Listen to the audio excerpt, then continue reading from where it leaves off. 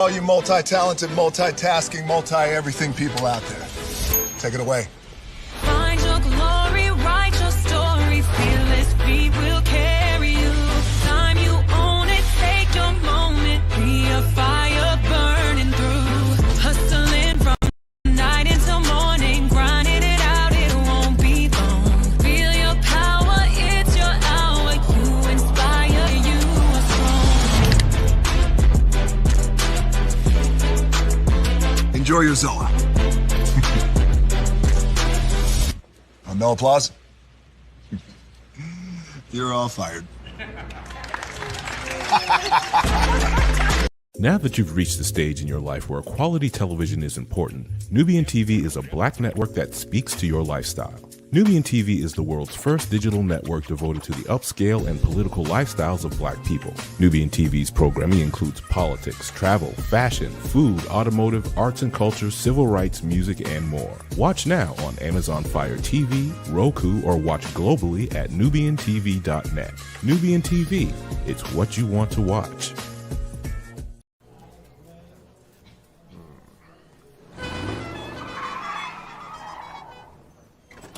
Come with me if you want to live a more delicious life. Well, maybe we should get in the van. In this world, we don't get to control much. The past, male pattern baldness. Leggies. Got one right now. The urge to puff that bubble wrap. But there is one thing we do get to choose every single day. What we eat. Welcome to the Sonic Department of Research and Deliciousment. We have everything you want, didn't know you wanted, and some things you didn't know were possible. Because we believe if you're not having fun, you're not living free. So come on, let's live a little. Hey, good morning, America.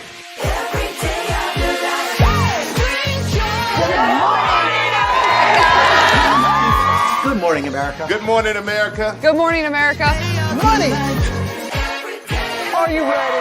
They are ready. Covering the biggest events in the country right now. There's a lot going on here this morning. It's always a good time. That's what the show's about. That's good. Really good. Very good. Coming in hot, Jimmy, coming in hot. It's far from elementary. Good morning, America. I'm not going to try to strut like Michael or anything. I have known George a long, long time. Have you ever gotten him to dance? Look at that face. You don't just see it, you feel it. I'm in. I'm in. I'm in too. I'll be there. I am here and so happy. I'm in. I'm in too. I'm in. That tells you something when Snoop Dogg's in. Michael, George, Lara, Ginger. Prepare for a journey beyond imagination, beyond belief, beyond anything you've experienced before. Universal Epic Universe, a new theme park where you'll step through extraordinary portals to 5 immersive worlds. Prepare for a cosmic voyage of discovery, an isle of fire-breathing excitement, a shadowy world of monsters and mystery, new wonders in the wizarding world, and a new way to play. Plus the splendor of a magnificent resort hotel overlooking the park. It's all new excitement at Universal Orlando Resort. A week's worth of vacation thrills with 4 amazing theme parks, a variety of spectacular themed hotels, and incredible dining and entertainment. It's all at Universal Orlando Resort, where you'll find new adventures every day. Explore the astonishing worlds of Universal Epic Universe at Universal Orlando Resort.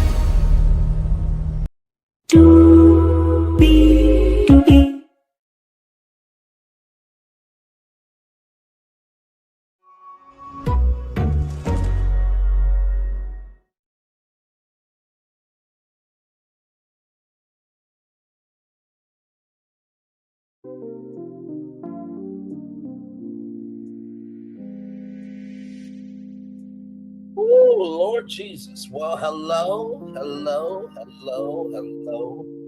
to you, and you, child. Listen, it is hot across the country. It's pouring down rain in other parts. And Lord Jesus, I hope you are inside the house. Because I am. Oh, man. You know, there's a jingle that says, Bob's Mobile Homes, we're home, sweet home, from Little Rock, Arkansas. That's how I'm feeling right now, being here with all of you. Higher is Wayne, low is available, but either way, we are live on tour. Let me turn down this music, rather. And let me take down this iconic intro here. Yes, indeed. You see that virtual tour background. Yes, you do. You hear that virtual tour music. Yes, you do. But then there is me. Hey, everybody. Welcome in. Ooh, glad to have y'all here. Yes, indeed. So let's get started here. I'm going to give you the context of what is going on here before we get to the lawsuit. And yes, I do have the lawsuit. Okay.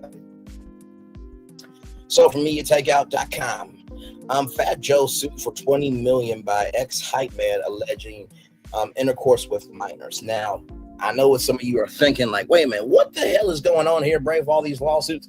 Your guess is as good as mine. By the way, I know about the Wendy Williams lawsuit. That is from Kelvin Hunter. Wendy says she has nothing to do with it, so I am not believing that lawsuit for shit. Kelvin Hunter is a broke, pathetic piece of shit bastard that should have been swallowed by his fucking mother, okay? I pray for Journey every day that she will be better than Sharita Hudson and that piece of shit, Kelvin Hunter. Okay, we gotta pray for Kelvin Jr. because that's the piece of shit dad that he has. Okay, so listen. Moving on. Now, Fat Joe is facing a $20 million lawsuit from his former hype man, Terrence T.A. Dixon, who accuses the Bronx rapper of years of exploitation, abuse and psychological manipulation.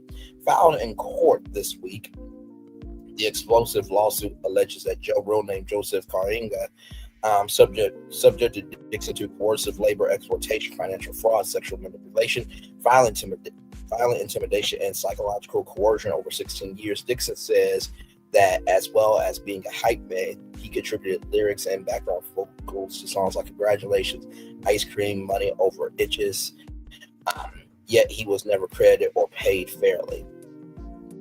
The complaint also claims Dixon was forced into humiliating situations, including thousands of coerced sex acts under threat of being abandoned in foreign countries.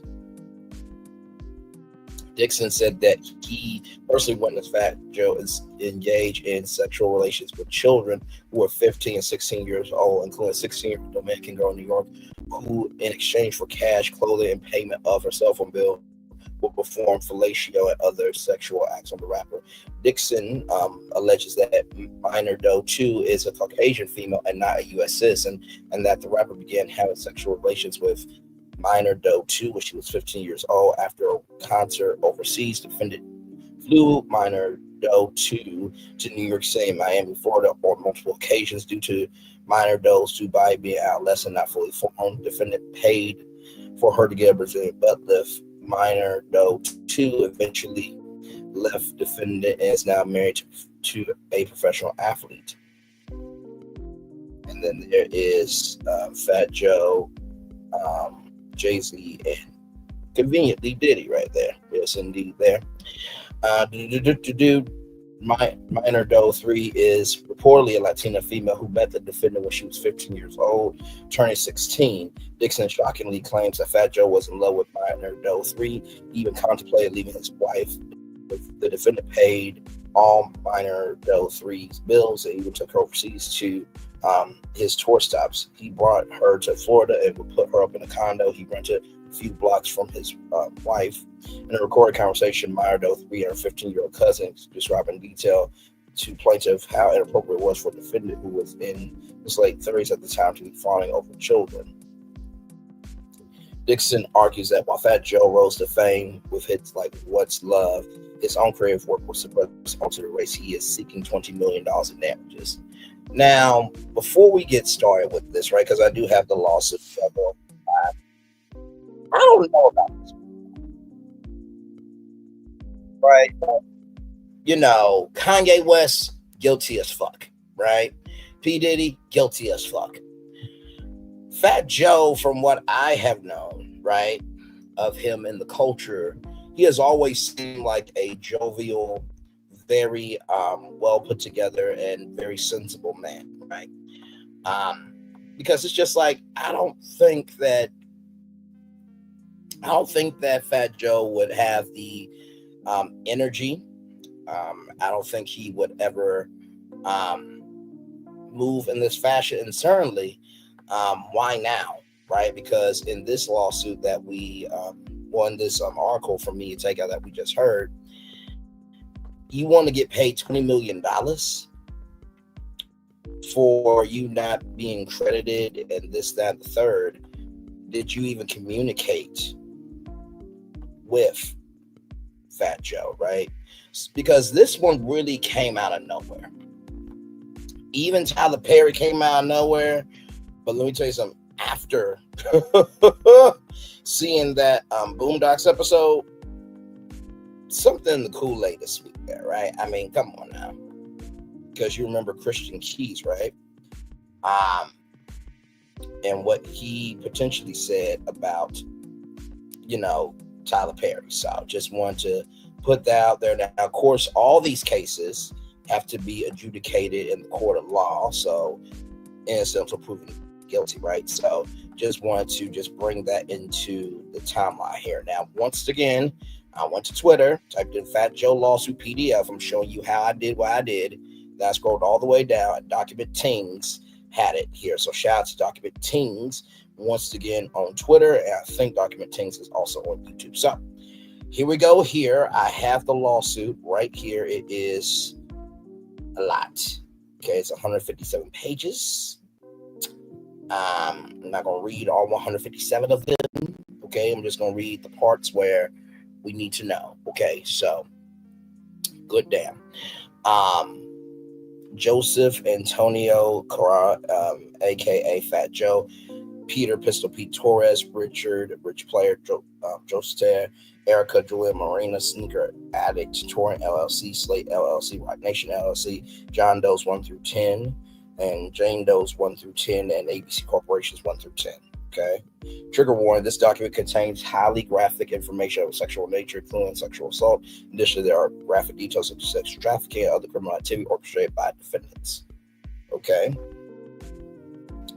So, basically, plaintiff Terrence Dixon, aka TA, and by through his undersigned counsel, TA Blackburn Law PLLC, brings a civil action against defendants Joseph Antonio Carrera, also known professionally known as Fat Joe, Pete Pistol, Pete Torres, Richard Rich Player, Joseph Torrey, Erica Julian Molina, Sneaker Addict, Torrent LLC, Slate LLC, Rock Nation LLC, and John Doe's 1 through 10, Jane Doe's 1 through 10, and ABC Corporations 1 through 10, asserting civil claims for violations of sex of the Trafficking Victims Protection Act, TVPA 18 USC 1589, 1591, and 1595.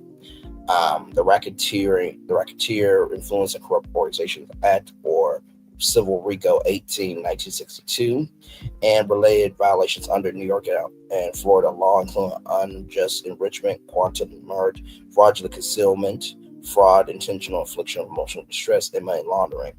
This action arises from a deliberate and sustained campaign of exploitation wherein an internationally recognized entertainment manipulates and abuses a creative partner through an organized network of enforcers, associates, and shell companies. Defendants systematically engaged in coercive labor exploitation, financial fraud, sexual manipulation, violent intimidation, psychological coercion against plaintiff Dixon, and all intended to enrich defendant Karenga and his associates while deliberately suppressing, silencing, and erasing plaintiff's substantial creative, artistic, and commercial contributions, which were foundational to defendant Karenga's professional success and brand. Okay. So let's see. Can we? Good Lord Jesus, they are not playing here. Wow. As you can see, it just keeps going. So I'm going to read the parts that I believe you guys need to know. Okay, this is 157 pages. We will be here for hours and hours and hours. Okay, for more than 16 years, plaintiff Terrence Dixon, aka TA, dedicated his talent, labor, and loyalty to defendant Joseph Karenga, professionally known as Fat Joe. During that period, plaintiff not only acted as Karenga's hype man, but also contributed as lyricist, background vocalist, security team member, and creative collaborator.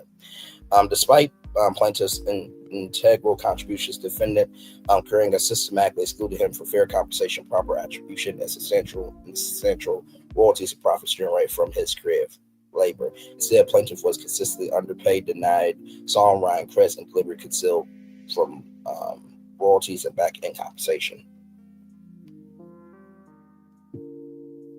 Defendant Karenga's exploitation extended beyond financial fraud. He employed his industry influence and power dynamics to subject plaintiff to psychological coercion, economic control, forcing plaintiff into humiliating situations, including sex acts performed under duress and surveillance. Lord Jesus, sorry, good Lord Jesus. Humiliating situations, including sex acts performed under duress and surveillance, accompanied by threats of abandonment in foreign countries if plaintiff refused compliance. Defendant Karenga deliberately withheld travel accommodations, misappropriated per diem payments, and exploited plaintiff's financial dependence and professional loyalty to ensure submission, silence, and domination. Torres and Joseph Tier actively engaged in physical threats, violent assaults, and intimidation tactics on Karenga's explicit instructions, sustaining a climate of fear and coercion against plaintiff and others who challenged the enterprise's control.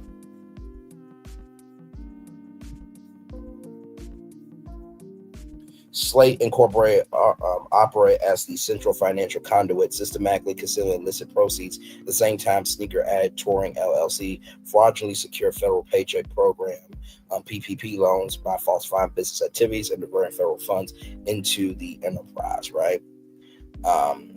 Defendant Erica Juliana Morena further facilitated Karenga's fraudulent schemes through unauthorized legal representation, fraudulent corporate filings, and the creation of deceptive corporate structures, and diversion of proceeds owed to plaintiff, and the laundering of illicit funds. Corporate defendant Slate Incorporated, Sneaker Added Touring LLC served as instrumental vehicles for the enterprise's sophisticated financial fraud and money laundering schemes.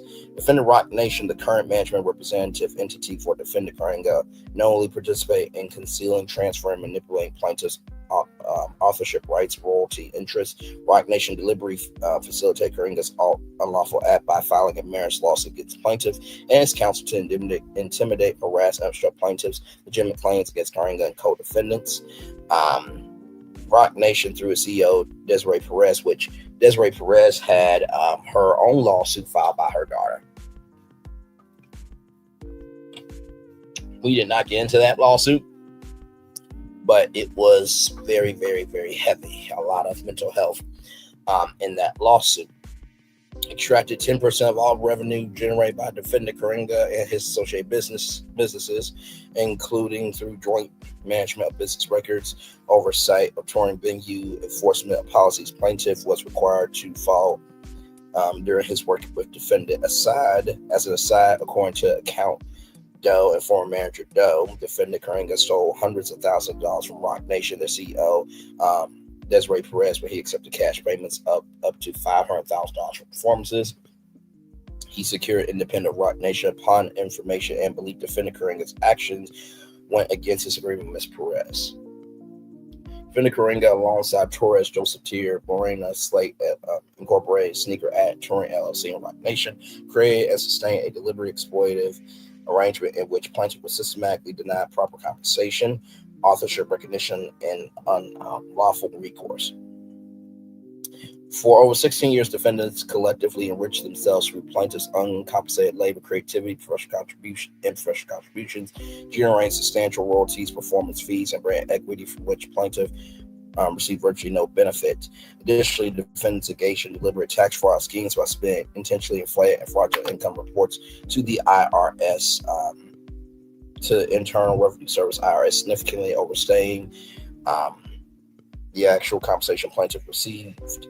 This deliberate misrepresentation of plaintiff's income was designed to conceal defendants' extensive wage theft, artificially inflate plaintiff's tax liabilities, expose him to unwarranted tax audits and penalties, and systematically obscure the financial realities underlying plaintiff's exploitative labor. Defendant Karenga's criminal and fraudulent conduct is not speculative. It has been corroborated with first-hand witnesses, recorded phone calls, and documented evidence in possession of accountant Doe, who personally handled the financial affairs of Karenga, confirmed that, number one, plaintiff was excluded from former payment systems. Number two, W-2s were falsely inflated, reports to the IRS to create a fictitious paper trail. Number three, defendant Karenga personally collected $600,000 and $200,000 in cash at different times from the Up NYC retail stores. Rock Nation received 10% of all revenue from Karenga's businesses. And number five, numerous financial records were fabricated or withheld to avoid paying plaintiff the royalties and compensation he was owed, further confirming the illicit nature of defendants Karenga's operation. Employees at Up NYC, a small sneaker and apparel store, routinely flaunted luxury goods, G-Wagons, Range Rovers, Rolexes, design clothing despite earning little more than New York minimum wage. This conspicuous consumption rather combined with large volumes of cash-on transactions and the complete absence of legitimate documentation reflects the store's role as a laundering front for the Karenga enterprise. So from what it's sounding like in the opening of this lawsuit, like I said, it's 157 pages. I'm not going to go through all of them, okay? 48 was a lot. 25 was enough. 157, you tried it way too hard. But I want to go to Up NYC because I think that was mentioned. That was mentioned on the Drew Barrymore show because Fat Joe was a part of an episode of Drew Barrymore show. So I'm going to go to upnycstore.com, right? Because I just want to see something.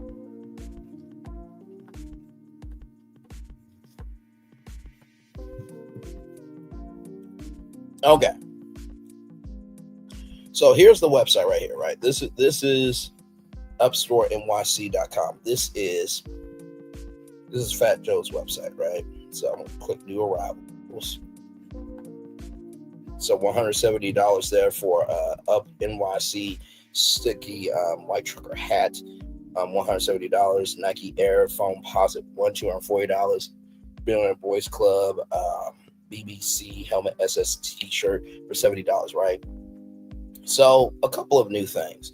Now, why does this say this here, right? So this is Amazon. That's, hang on, let me see. Can I zoom in any closer? Okay. So that's Amazon. That's American Express. That's Apple Pay. That's Diners Club, which has been around since forever. That's Discover Card, which just bought Capital One. They are one now. That's Google Pay. That's MasterCard. That's Shop Pay or Clara. And then this is Visa. The only thing that's not on here is Samsung Pay. So if we go back to the lawsuit, right? Let's go back to the lawsuit for a minute. This conspicuous consumption combined with large volumes of cash-only transactions and the complete absence of legitimate revenue documentation reflects the store's role as a laundering front for the Karenga enterprise. So if that was the case, that it was only large volumes of cash-only transactions, then why in the flying hell does Fat Joe and his company have 1, 2, 3, 4, 5, 6, 7, 8, 9 different ways for you to pay on upnycstore.com? Okay, so just listen. Defendant Karenga earns estimated $60,000 a month per month in royalties and at least $20,000 monthly in streaming revenue, none of which has ever been shared with plaintiff despite his significant authorship and performance contributions to the monetized songs. In one documented instance, defendant Karenga pocketed a $30,000 Live Nation performance check for the On the Way Up tour money that was rightfully allocated to the plaintiff's contributions. Karenga used those funds to pay off his bad taxes owed to the IRS, as confirmed by a witness who was a part of his management team at the time. right here. Plaintiff was not only exploited financially, but also subjected to a wide spectrum of sexual coercion, psychological control, forced exhibitionism, and surveillance-based humiliation, including being compelled to perform sex acts under observation, being filmed or directed by a defendant in the presence of others. Tactics designed to control plaintiff's body, erode his autonomy, and ensure silence. These sex-based abuses were not private, incidental, or isolated. They were integral to the enterprise's culture of dominance and humiliation, enforced by the defendant's associates such as Pistol Pete, JB, and others, and sustained across numerous tour locations, including Miami, North Carolina, Germany, Spain, Wisconsin. In Miami, on Market America's corporate yacht and its mansion properties, the defendant orchestrated repeated orgies, creation of fraudulent pay stubs, the use of W-2s while filing 1099s, and the concealment of payroll fraud for enterprise gain or textbook RICO predicate acts under mail/wire fraud and tax fraud statutes. The scheme furthers the enterprise's coercive structure as directly tied to financial exploitation. Plaintiff female dancers and minors. Defendant uses status as a corporate sponsor, celebrity influence, financial control to compel plaintiff and others into degrading sexual performances, often while defendant watched, recorded, and or directed the encounters. These incidents occurred under conditions that included the presence of corporate security staff, surveillance cameras, and defendant's management entourage, yet no intervention occurred, supporting the interference that these acts were facilitated, covered up by the broader enterprise and affiliates. Defendant also used social media burner accounts, including Big Goog and Dr. Zavag, to issue veiled death threats and witness intimidation, such as "You love your family, right? Fall back in 48 hours, we let you live." These statements were interrupted by plaintiff and his legal team as a part of a broader scheme to intimidate, silence, and obstruct plaintiff's participation in this case. These acts constitute violations of 18 U.S.C. 1512 witness tampering and 18 U.S.C. 875D interstate threats, fall square within the pattern of violent racketeering activity under the Civil Legal Statute. Retaliation for asserting his rights. Rock Nation and defendant Karenga jointly filed a baseless lawsuit against plaintiff and his counsel. The complaint, riddled with procedural defects and legal inaccuracies, was filed for the sole purpose of intimidating the plaintiff, deriving judicial resources, and chilling his First Amendment right to seek redress. Retaliatory lawsuit was intended not to prevail on legal merit, but to create public confusion burdened by plaintiff's counsel with discovery costs. This way, other victims' whistleblowers were coming forward with evidence of defendant's enterprise activity. As a part of a coordinated cover-up, defendants made ghost contracts and backdated split sheets to perform rights organizations pros, including BMI, ASCAP, on man plaintiffs' officership credit. So BMI and ASCAP, those are two organizations that they keep track of the royalties in the industry. So whenever you hear, for example,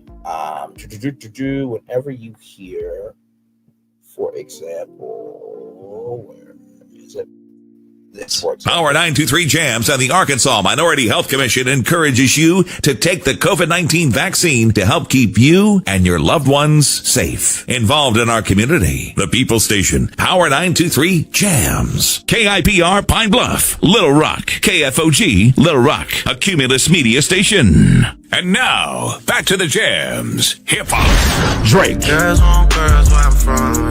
Yeah, well, girls want girls where R&B. J. Howell. Just 'cause I love you and you love me. And now, bumping back-to-back continuous music with another fresh new jam. Heard here first on the People Station, Power 923 Jams. Power 923 Jams. So when you hear that, that is the station ID that's at the top of every hour and at the bottom of every hour. So usually on Power 92 Jams, you'll hear 92 minutes of continuous music. For every track that they play on Power 92 Jams or any station, right, they have to send those songs, the music log, to BMI ASCAP. That is how the artists get their royalties. So anytime you hear someone saying that radio is dead, Radio is a part of the music industry. Without radio spins, where do artists get paid? Streaming? Because Snoop Dogg said he got like 1 billion streams on Spotify, and he didn't get the check that he felt like he deserved. So, yeah. Oh, so there we go. What the hell? Man, plaintiffs authorship credits. These records were created after the commercial release of the music and falsely aligned 100% publishing rights to the defendant and his business entities. The fraudulent documents were designed to mislead royalty agencies and divert back-end payments and erase plaintiff from the creative history of the works, even though plaintiff's vocals and lyrical contributions rarely identifiable on the tracks. These actions not only derive plaintiff of at least $600,000 in projected royalties, but also ensured his exclusion for future licensing, catalog evaluation, and digital revenue derived from streaming platforms. Right here, the enterprise's financial arm further engaged in systematic laundering and tax evasion, as evidenced by repeated cash disbursement of over $200,000 to $600,000 at the time, withdrawn from Up NYC with no documented alleged report mechanism for tax compliance. Defendant Carran's post-conviction tax conduct included repeated failure to report foreign earnings, the use of nominee entities, and cash-based laundry through corporate funds reflecting the sophistication and the scope of enterprise's consumer strategies. So, like I said, from what this is sounding like more about money, right, than about the sexual acts, right? Because here's my thing: if you're going to sue for SA, wouldn't the lawsuit be all about SA? Just saying. Now, of course, you're saying of who Fat Joe is and the entities that are aligned with him, but it just seems like you didn't get paid, right? So I am coming at this from a very, media point of view, as we often do around here. But sincerely, it's looking like this dude just didn't get paid. During the relevant period, defendants conducted extensive commercial artistic operations in the Southern District of New York, including but not limited to entering performance contracts, maintaining recording studios and corporate offices, receiving royalty and licensing income, orchestrating financial tax fraud schemes, and directing and facilitating the exportation and suppression of plaintiffs' intellectual property rights or IP rights, financial interests, and personal autonomy. Okay. So here it is here. Terrence Dixon worked from 2005 through 2020. Plaintiff closely worked with defendant in multiple capacities, including but not limited to hype man and on-stage performer, songwriter, co-author of numerous commercially released tracks. Number 3, background vocalist and creative contributor in studio productions, and tour security and logistical liaison for domestic and international events. Okay, that's the address there. So y'all see I'm not doxing Fat Joe, okay? So just want that to be known. This is a public document, okay? As you can see here, Defendant Karanga has released multiple albums under labels such as Atlantic Records, Terror Squad Entertainment, E1 Music. During his time working with the defendant, plaintiff co-authored dozens of songs, including Congratulations, Money Over Itches, Ice Cream, Cupcake, Blackout, Ray Diana, Orange Star, Okay, Music, Ha Ha, How Did We Get Here, No Problems, I Chopped It All the Way Up, 300 Brawler, Crack House, All I Do Is Remix First, Red Cafe Remix, Winding on Me, Coke Up Baby, and Get for Life.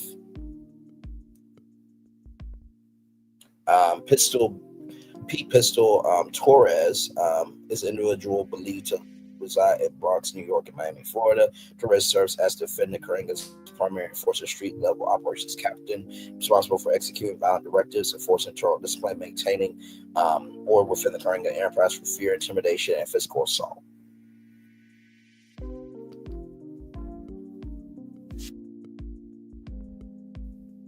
Right here, corroborated by audio which documents his effort to orchestrate an ambush against plaintiff using his coded enterprise language such as pound him out and capture to issue violent orders on defendant Karanga's behalf. Richard Player, Joseph Tier, the individual believed to reside in New York and Miami, Florida. Josephine acts as defendant Karenga's business manager, head of enforcement operations, coordinating threats, acts of violence, financial restructuring, retaliation against entrepreneurial enterprise opponents, including plaintiff Erica. Julia Moringa is an individual who, upon information and belief, resides in the state of Florida. Moringa illegally represented herself as a legal agent counsel despite lacking proper authorization to practice law in Florida. So here she is here. She participated in creating and managing fraudulent corporate entities to conceal and launder proceeds of the enterprise's legal activities. Sneaker Addict Touring LLC is a Florida limited liability company owned, operate, or controlled by defendant Karenga, utilized by the Karenga Enterprise as a vehicle for fraudulent activities. They allegedly fraudulently obtained Paycheck Protection Program (PPP) loan under false pretenses, represent non-existent or inflated business activities to misappropriate federal funds. Slate Inc. is a Florida-based corporate entity serving as a financial conduit of the Karenga Enterprise. Rock Nation is, of course, Jay-Z's company here. Plaintiff alleges Rock Nation received at least 10% of all income earned by defendant Karenga and its companies. Number 2, appointed a director who supervised plaintiff. Number 3, act as a joint employer by exercising control of plaintiff's labor and reporting structure. Number 4, aided and abetted the diversion of plaintiff's royalties, concealment, authorship, and retaliation against the plaintiff as counsel for the baseless lawsuit. Defendants John Doe's 1 through 10, Jane Doe 1 through 10 are natural persons whose identities are currently unknown to plaintiff, but are believed to aided, abetted, participated in, or benefit the unlawful acts described herein.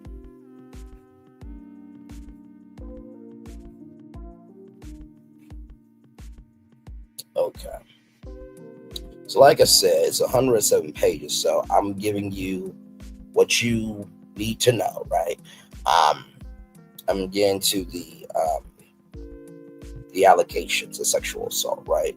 In addition to federal claims under the Trafficking Victims Protection Act, TVPA are likewise subject to tolling, considering defendants' coercive and manipulative conduct, which included verbal intimidation, threats of abandonment, and a chronic pattern of exploitation that destroyed plaintiff's sense of agency and impede timely recourse. So like I said, it is a lot here.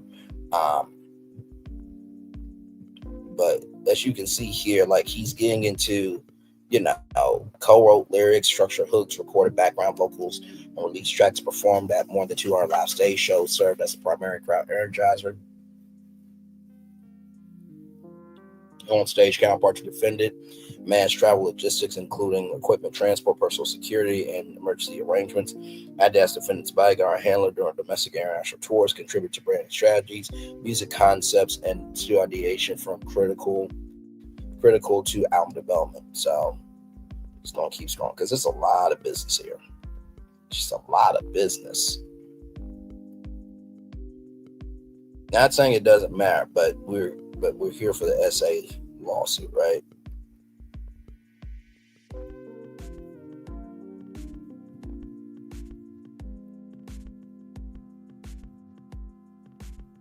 Okay, let's see here.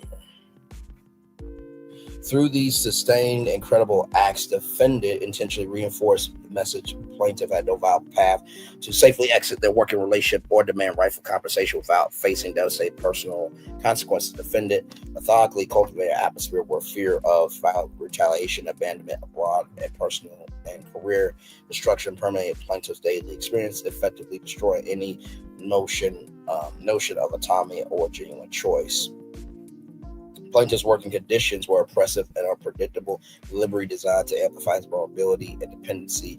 The defendant employed persistent verbal abuse, acts of physical violence, erratic and insufficient payment, manipulative control of travel and accommodations, continuous simulation. Collectively, these coercive tactics resulted in chronic emotional, psychological distress, profound anxiety, and severe trauma that continue to affect the plaintiff to this day.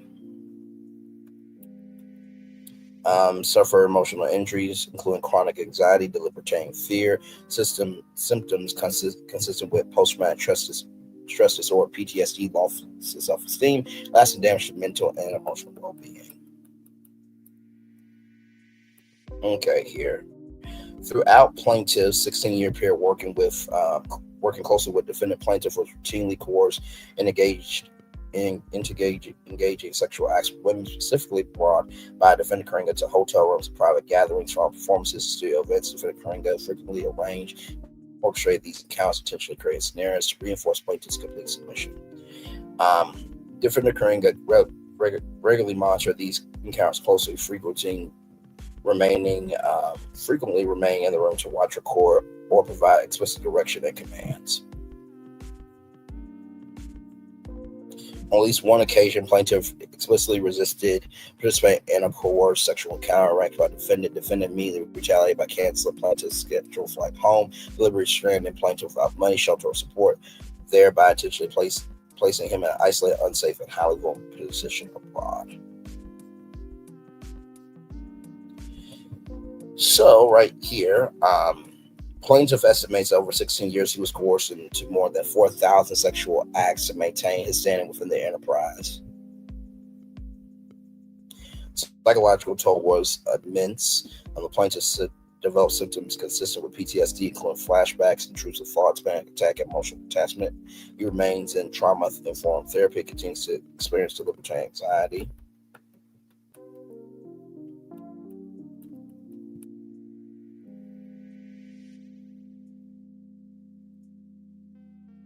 So this is before the slashing, because this is how TA looked before and then after the slashing.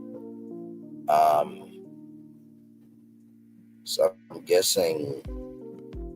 All right, here the defendant repeatedly referenced what happened to the former terror squad RSQ Belink, who was physically assaulted and slashed across the face, leaving him with permanent nerve damage and visible scars. So this is before it. This is after. I'm trying to see where this slashing is, right? Like, it seems like this guy's face just got older, and I'm not seeing the slashing. So just want to say that. Defendant Karinga routinely orchestrated sexually coercive scenarios in which plaintiff was compelled to engage sexual acts with women, brought to hotel rooms with following live performances, touring events, or private studio sessions.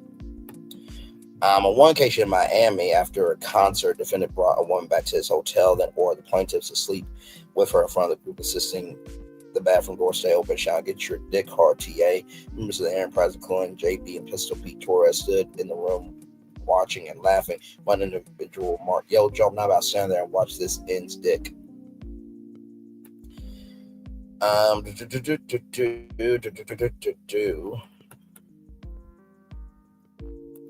Rock Nation was assumed management of the defendant's affairs in 2017 either knew or should have known these repeated high-profile incidents. The events took place at Brandon Bing's involved staff under Rock Nation supervision and were discussed openly in the touring circles.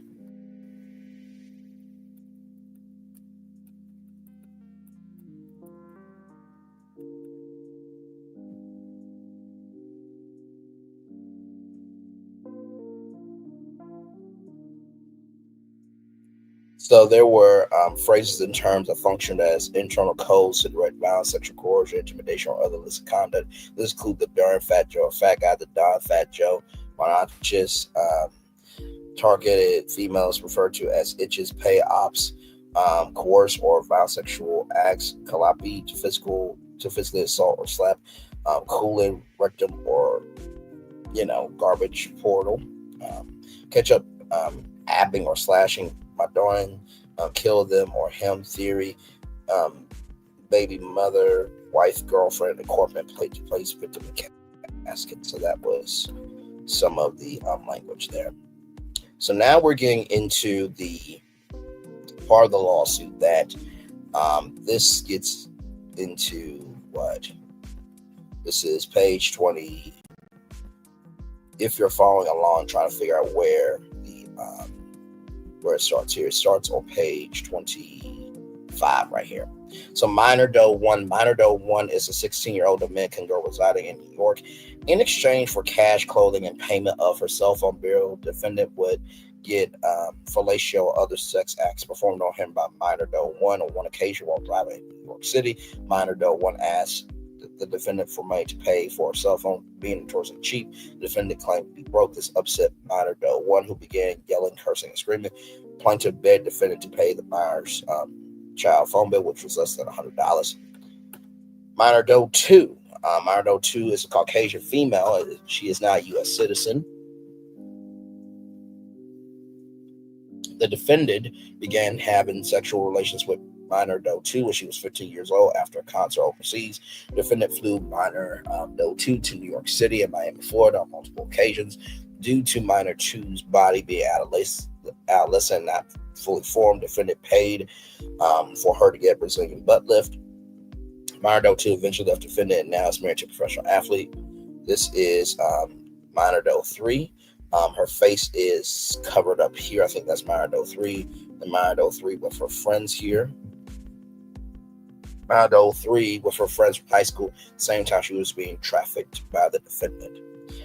Minor Doe 3 is a Latino female who met the defendant when she was 15 years old, turning 16 according to plaintiff. Defendant was in love with minor Doe 3, even contemplated leaving his wife. The defendant paid for minor Doe 3's bills and even took her overseas to his tour stops. He brought her to Florida, would put her up in a condo he rented a few blocks from his house with his wife. In a recorded conversation, minor Doe 3 and her 15-year-old cousin described in detail to plaintiff how inappropriate it was for a defendant who was in his late 30s at the time to be fawning over children. Let's see here. So it says, rather than conceal his actions, he has on multiple occasions alluded to or openly referenced sexual and inappropriate conduct in his public persona and artistic output. In the song titled She's My Mama, the defendant delivers lyrics when considered in context, reflects an unhealthy, troubled fixation on underage individuals. The content of the song is explicitly suggested, disturbingly detailed. Defendant uses it to normalize, romanticize, or even boast about behavior that aligns with patterns of coercion and exploitation described throughout this complaint. Let's look up She's My Mama. Let's just look it up, because if you're saying that's true, then let's look up the lyrics.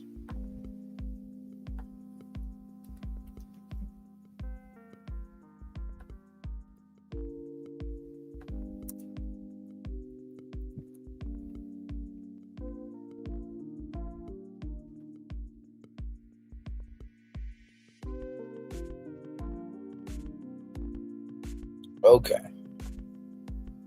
Let's see here. Here we go. She's My Mom. This came out in 2006. Verse 1. You know one man's treasure is another man's cash. Speak on it. Listen, you know the man that sleeps on the floor can't fall the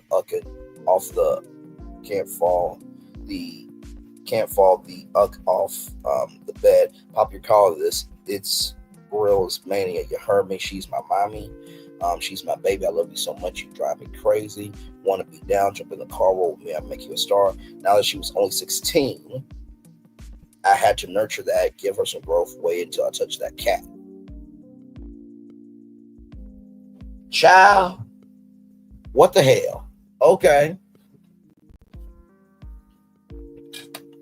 Now, like I said, I listen to R&B most of the time. LL Cool J, Queen Latifah,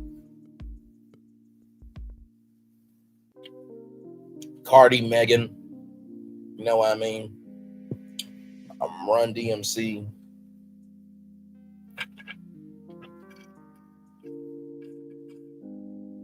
But child, let's keep reading these lyrics, child. Now that's crazy. That's crazy. I'm going to read those lyrics 2 more times. Now that she was only 16, I had to nurture that, give her some growth, wait until I touch the cat. Now that she was 16, I had to nurture that, give her some growth, wait until I touch the cat. The fact that was even wrote down and performed and was played on radio is crazy. She gonna have to work until she gonna get ahead. Then she drove berserk when she gave me some. I think that was head, if I'm not mistaken. She told me that she learned that from the Orno flicks. I said, Mommy, stop talking. Just suck on this cream stick. I ain't said her name yet, so let's just say she's nothing. Now watch me turn this nothing into something good. Mommy, get in that kitchen. This is free base. Just cook until it's hard to cut at 8s. So here's the thing. There's this show called Breaking Bad where they talk about cooking and what was it? Oh my God, Walter White had a nickname, and he would say, "Say my name." And then after that name was said, he would say, "You goddamn right." So apparently that was cooking crack. The words of Auntie Whitney Houston, crack is whack. Just take the trip cross down to see you. Just get the money. Don't listen to that ish thing cute. See all this money we got. We going shopping Louis Vuitton, Gucci. We get Papa Weeks, hit the club, and on some slinko ish. See the respect that you get from just being my itch. I'm guessing. Look at them. They sick. They want to be in your shoes. That's the game I hit her with. To leave her confused. I'm just using her for paper. She want a man, but about to see other itches, but she understands. She's my mommy. She's my baby. I love you so much. You drive me crazy. Want to be down? Jump in the car, roll with me. I'll make you a star. She's my mommy. She's my baby. I love you so much. You drive me crazy. Want to be down? Jump in the car, roll with me. I'll make you a star. I met her at Rucker Park watching the Stars play. I knew she was a terror. She was watching the squad play. I knew she had her own. She was pushing the bubble X, the type of eye candy that you see in double X. Fat ass, I'm guessing. Long hair, short like Nia Long. I knew she was a victim from the start. My G is strong. Then she said, I ain't felt this good in 10 summers. I'm guessing that's from sex. Gave me credit cards and debit cards and PIN numbers. I'm looking at receipts. She spent G's on the kid. I need to bag up, brought G's to the crib. I got not what she did, put the deed, pushing her V. I ain't got keys to the crib. I need to bag up. I brought G's to the crib. I got not what she did, put up the deed to the crib, but now she's got a new gig at Chase Manhattan. Look, my is with my let's make it happen. So I bust through the door, about to get a cord to 4, and told every nosy hoe get the fuck on the floor. Then she opened up the bag, started to fill them all, making sure that she left the marked money in the drawer. Told security, if you move, this is gonna be your last night. I'm working Mac 10, you working with a flashlight. I'm walking backwards, nobody move. Word to mother, trying not to look because I don't want to blow her cover. That's when this ish winks and lose a kiss. That's what this itch wings blue kiss at me. I don't believe this itch took all the risk for me. That's why I love you so much. That's why she's my mama. She's my baby. I love you so much. You drive me crazy. Want to be down, jump in the car, roll with me. I'll make you a star. She's my mommy. She's my baby. I love you so much. You drive me crazy. You want to be down, jump in the car, roll with me. I'll make you a star. We're on some BS right now. Young murder, capital, corrupt made, BX Coca, street realm. This one catch suckers crack. Wow. Okay, that was a lot.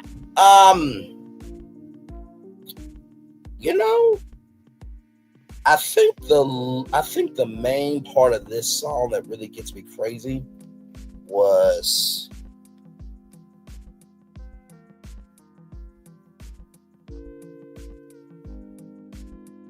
these things here. This part right here. Right here. Now that she was only 16, I had to nurture that, give her some growth. Wait until I touched the cat. She told me she was going to have to work until she gone ahead. Then she showed me berserk when she gave me some head. She told me that she learned that from the Orno flicks. I said, Mom, stop talking. Just suck on this cream stick. I ain't saying her name yet, so let's say she's nothing. Now watch me turn. It's nothing into something. Get it? I think that part right there got to me. So what we're going to do for a minute, I'm going to take a little break. We'll be back with more. We got more of the lawsuit, child. We'll be here for a good minute. We'll be back. Wrap this. We're live on tour. Like, comment, share, subscribe. We'll be back right after this. Roll it.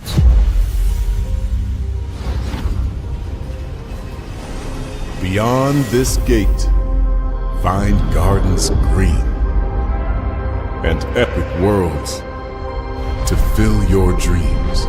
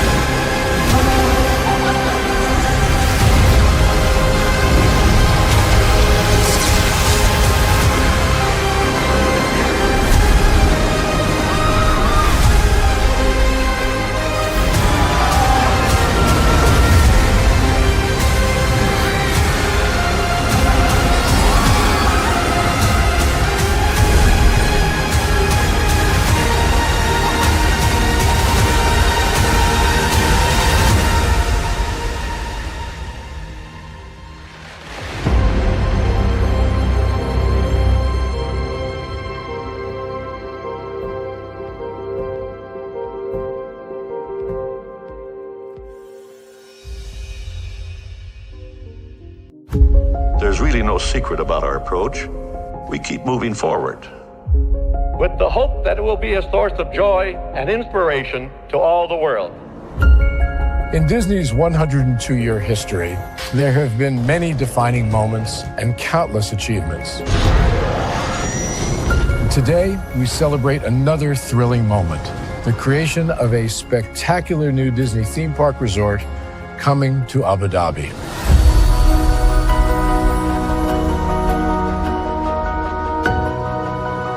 Abu Dhabi is a place where heritage meets innovation, a place where we preserve our past while designing the future. Bringing a Disney theme park resort to Yas Island, Abu Dhabi, marks a historic milestone in our journey as a global family destination. The 7th Disney theme park resort destination represents a new frontier in theme park ambitions. Our resort in Abu Dhabi will be the most advanced and interactive destination in our entire portfolio. The location of our park is incredibly unique. It's anchored by a beautiful waterfront, which will allow us to tell our stories in completely new ways. Ultimately, this project will be a celebration of what's possible when creativity and progress come together. What we are creating with Disney in Abu Dhabi is a whole new world of imagination, an experience that will inspire generations across the region and the world. This collaboration represents a powerful fusion of Disney's unmatched legacy in storytelling and Mira's commitment to bringing world-class entertainment to our guests. Abu Dhabi's vision for the future is to create a legacy for generations to come. Disneyland Abu Dhabi will be authentically Disney and distinctly Emirati.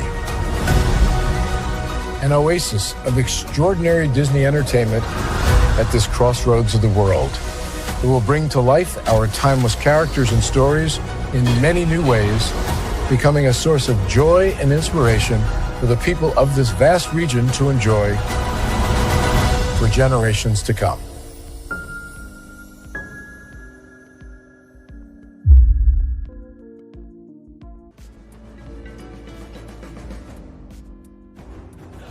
When we start a project, we always start with story. That story is key. So we began with the story of the Waturi people. The myth of the Waturi people is that long ago, they set out on their outrigger canoes looking for a new home. There was a legend that said they could only find this new home with the help of this mini golden-finned fish called kanuku. And they searched across Pacifica and Polynesia, and they visited all these islands. They went to Bali and Tahiti and went as far as Rapa Nui, Easter Island. Along the way, they made friends, collected sort of the culture, and they sailed on and on and on, and they almost to the edge of the world. There, to their amazement, was Kanuku. And she turned to the people and said, "You are ready." Turned and swam away. They followed, and within a day, they caught sight of this smoking mountain on the horizon, which was Volcano Bay. And it was pristine, beautiful, lush, everything that they would want in a home. And that's the backstory that informs everything we do in our design.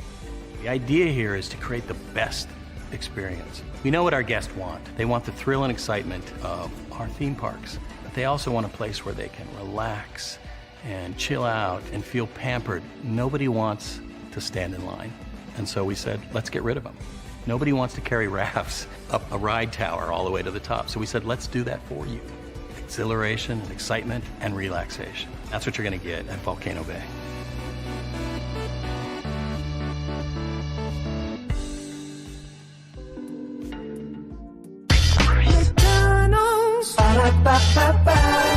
I'm loving it. I'm loving you right back. Welcome back into Braylon's Virtual Tour Live. We are live on tour talking about, oh Lord, this Fat Joe lawsuit, everybody. This Fat Joe lawsuit is 157 pages. I'm just giving you the synopsis of this right here, right?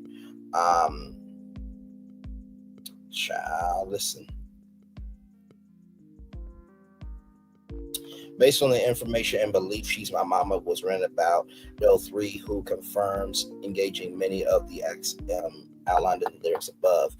Furthermore, minor Doe 3 was required to hold jewelry, drugs, and other questionable items that are illegal to be in child's possession when she traveled with the defendant. Defendant's transportation of and sexual intercourse with these minors constitute violations of New York, Florida, and federal laws. New York sex trafficking as defined in paragraphs A and B of subdivision 5, section 230.34, sex trafficking of a child as defined in section 230.34, rape in the third degree as defined by penal law 130.25, Florida unlawful sexual activity concerning minors, Florida statute 794.05, federal Manning Act 18 USC 2421 SEC section 2423 as amended in the Violent Crime Control and Law Enforcement Act. Defendant Joe covers up Andre Dre, Christopher Lyon, and Cool Dre statutory rape with K Rose. So this is not Christopher Lyon from To the Empire Lyon. Okay, so that's a fictional family, but there is a person named Lyon. Okay, so just want to say that. K Rose was a 15-year-old singer signed to Epidemic Records, a label owned by Andre Dre, Christopher Lyon.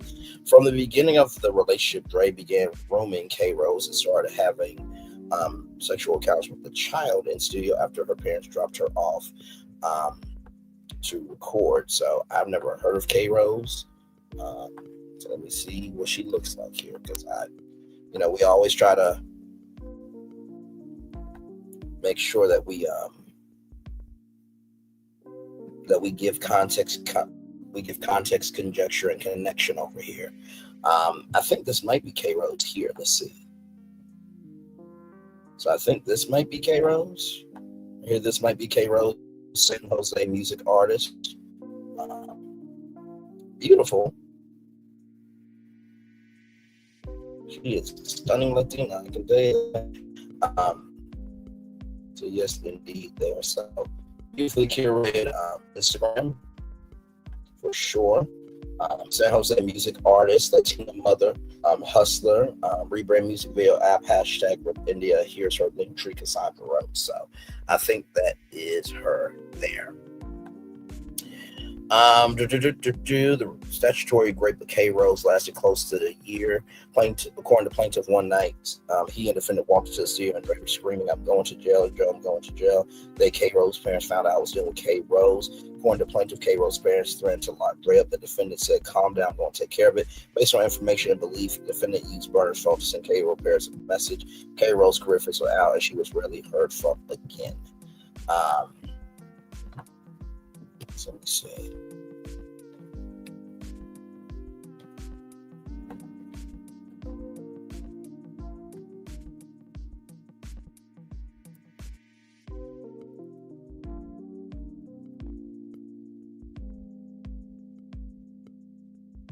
Oh no, that's not. Okay, so this is K Rose. So my bad. So that last person, that was not K Rose. This is K Rose here. Hang on. Let me bring her up. So sorry to that person. Did not mean to listen. When you're looking up stuff, okay, that's the first person that came up. But this is search. Why she limited?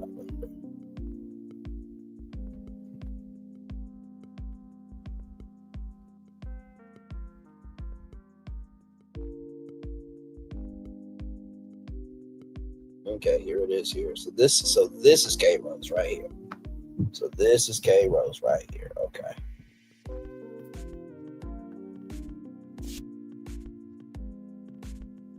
Like I said, I'm sorry to the person listening to people for sure. So always honor when we mess up, right? That tends to happen when we're live. Okay, so like I said, I've never heard K Rose before until now. So just. This is K Rose here. Like I said, I've never heard K Rose until tonight, so please forgive me. Like I said, I am sorry.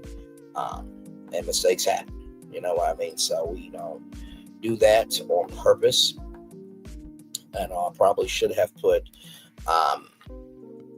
Epidemic Records first before looking her up. So I just want to say that there. Okay. All right.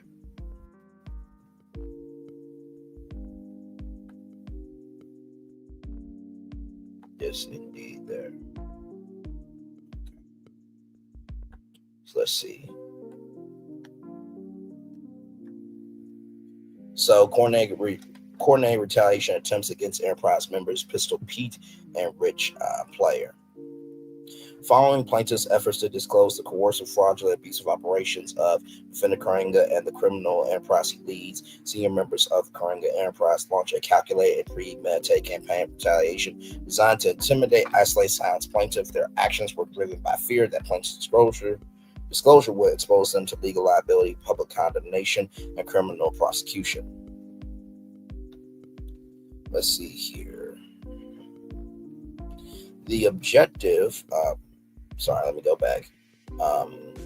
Defendants Pete Pistol, Pete Torres, and Richard Rich Player, Joseph Terry, the two of Defendant Karenga's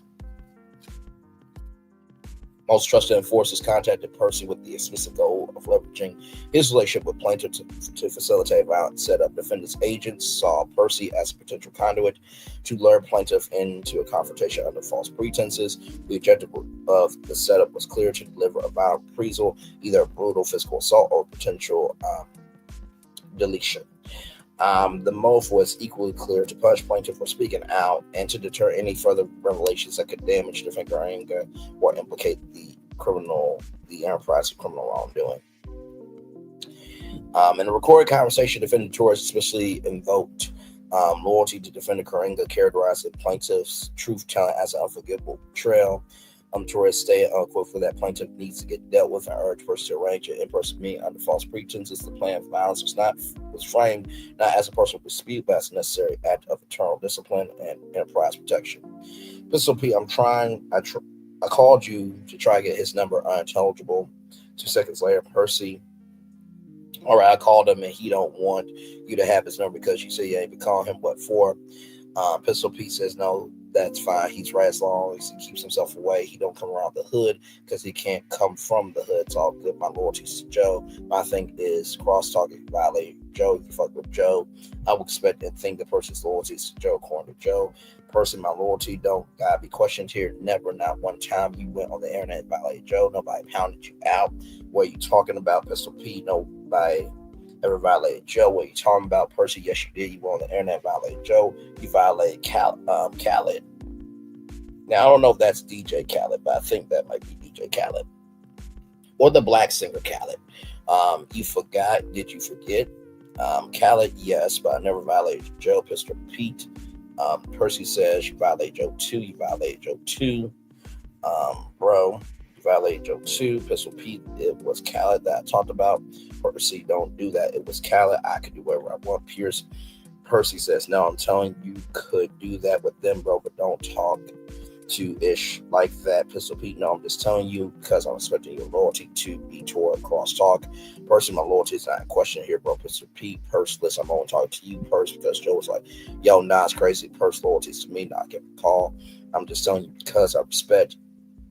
This is what I'm saying as a fan base. I'm trying to tell you, yo, do this, do that. You know what I'm saying, Percy? Yes, but you're trying to tell me to line the end up.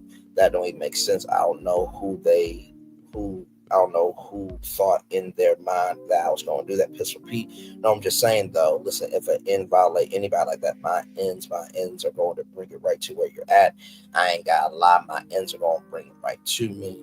My hood is going to bring it right over here. Why? Like they always tell, why an end get done personally. You know what I'm saying? That's what I'm saying. Percy, yes, if it was somebody other than TA. Pistol Pete, unintelligible at 1 minute 53 seconds. I'm going to unintelligible at 1 minute and 54 seconds. Percy, listen to me. If it was somebody other than TA, yes, but TA was a part of the family, bro. Sorry, I got this dry skin in my ear. It is getting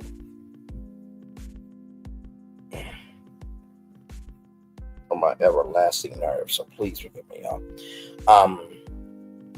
Let's see, that ends not. He's going through what he's going through, and listen, maybe he shouldn't the way that he did. I told him, hold on, you gotta listen to me. I told him, hold on, Pistol Pete. I put the N on. He never gave me $1. Let him fly. Percy, he didn't have $1 to give away. You talking about Pistol Pete? No, he had plenty, bro. He was getting paid $1,000 when he went overseas, bro. He was lying.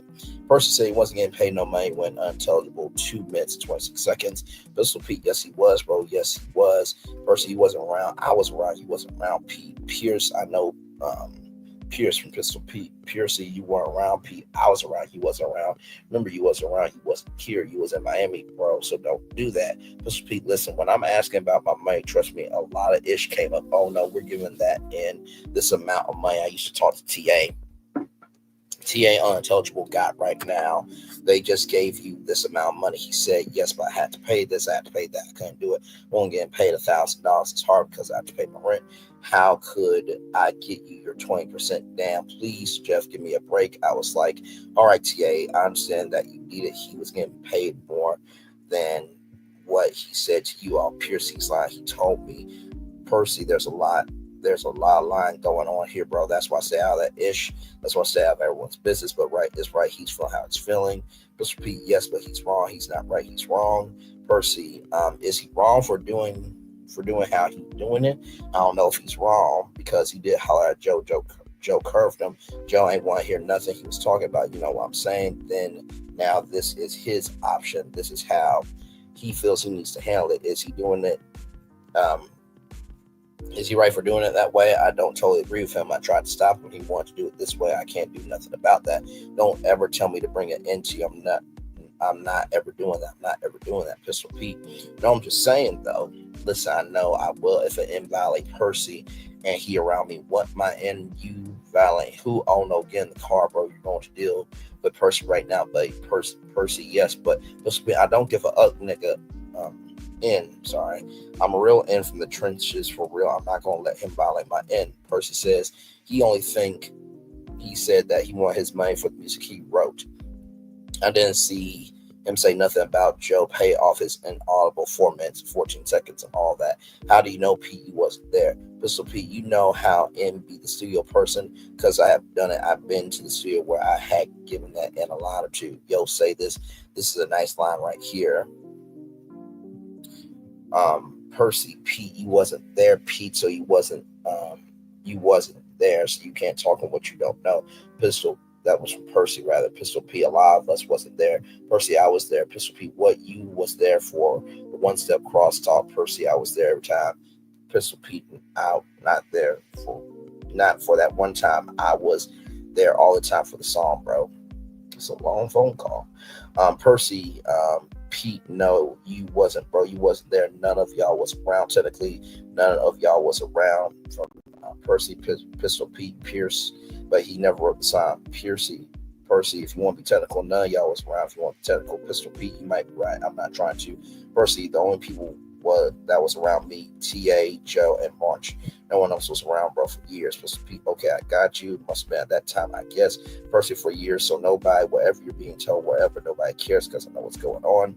Pistol Pete, listen, I've been in the studio 1,000 times with TA and with Joe, and TA never wrote a song. Now, if a N say some sick-ish, a verse where it might say, oh, Coca-Cola matches what's already done. Percy says, yes, that's understandable. Pistol Pete says that's a different story. That's not right in the whole song. You know what I'm saying? Percy says, I was there for a lot of ish, bro. I just don't say nothing because I don't want to get involved in none of that ish. Pistol Pete says, no, I got you, Pierce. I get, though. I get. Listen, I said, I only reached out to you because the way they said, I said, well, that should be easy. If he's around Pierce all the time and Pierce is down with us, then that's a no-brainer. Percy, yes, I'm not doing that. I will bring him for a conversation, but I don't bring. I'm not ever doing that. I will bring him in for a conversation, but I would never bring him for N's to try to pound him out. I'm never doing that. If N's wants to catch him and pound him out, they got to do that on their own. I'm never going to line them out like that. Pistol Pete, I got you. Pierce, I got you. No, I got you. Listen, that's something that piercing my loyalty can't be questioned. Pistol Pete, that's something between you and Joe that ain't got nothing to do with me. Percy, don't ever question my loyalty, brother, please. Pistol Pete says, no, my thing to you is that Ish ain't got nothing to do with. At the end of the day, that's got to do with you and Joe.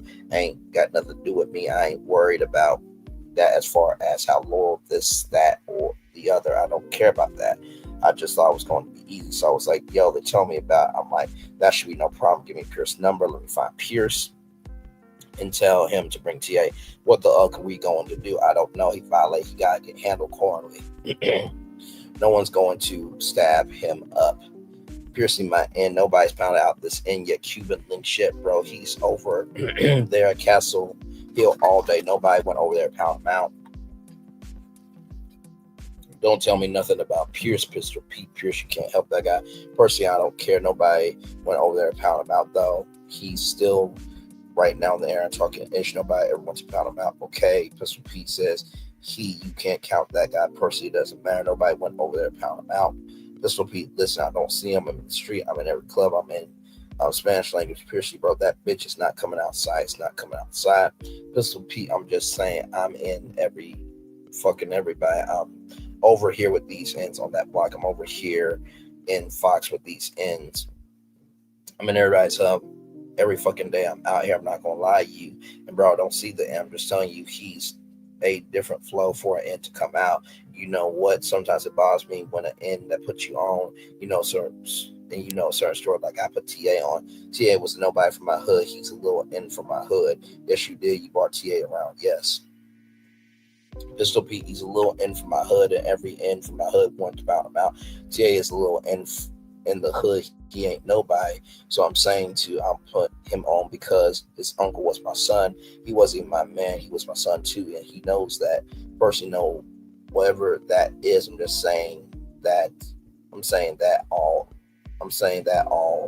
that's cool. You picked him, you brought him around, you dropped him off, and you left. So you don't know what's been going on after you left. Pete, you don't know what's been happening. Pistol Pete, I just know it's not the way to go. He's on the computer talking on the computer and whatever. There's a whole lot of ish that's not cool. Cross talk.